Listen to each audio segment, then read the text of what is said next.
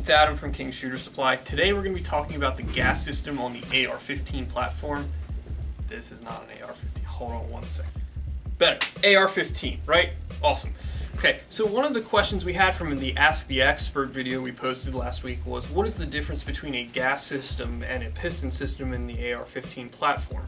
Well, that was a very good question, and it's a question that a lot of our customers here ask. The first difference is how they operate. So we're going to start with the gas system, which is what the rifle was designed on. In order to understand how the gun functions, first we need to review a few parts. We have the front sight post or a gas block, the gas tube, the actual barrel itself, the bolt carrier group, and finally the buffer and spring. So the question is, how does it work? Well, after the bullet is fired and travels down the barrel, the little hole in the barrel here allows gas to escape up through the gas block or front sight post and down the gas tube where it hits the gas key.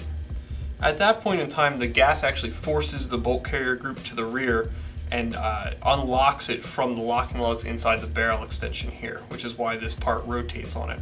From there, it makes contact with the buffer and spring, force drives it backwards, and as we all know physics, for every action there's an equal and opposite reaction. The spring drives forward again, pushing the bolt carrier group forward, cycling around out of the magazine and chambering around and ready to start the process over again. And that's how the gas system on a gas-driven AR-15 functions. Now let's take a look at the piston system. On a piston-driven gun, one of the main differences is that there's no gas entering the chamber area of the gun. What happens is it's the same kind of process. Bullet's fired, gas follows the bullet down, comes up the port in the barrel, but instead of going down a gas tube and moving the carrier, it actually operates this op rod on top. The op rod pushes the bolt carrier group to the rear, where it hits the buffer and spring and does the same thing it does in a gas system as far as the actual cycling does.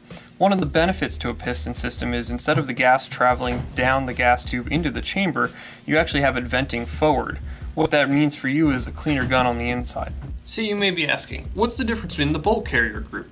Well, it's real simple. In fact, the only real difference is going to be the gas key that's found on your traditional gas system is not present on the piston-driven one, as the operating rod is what actually makes contact here, forcing the bolt carrier rearward. One of the advantages for those of you that run suppressors is that there's no gas traveling into the chamber area. This means that the back pressure that comes from the suppressor isn't increasing the flow of dirt and grime into your face. I hope that answers your question of some of the differences between a gas and piston system on the AR-15 platform.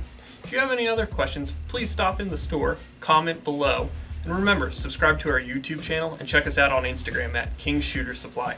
Until next time.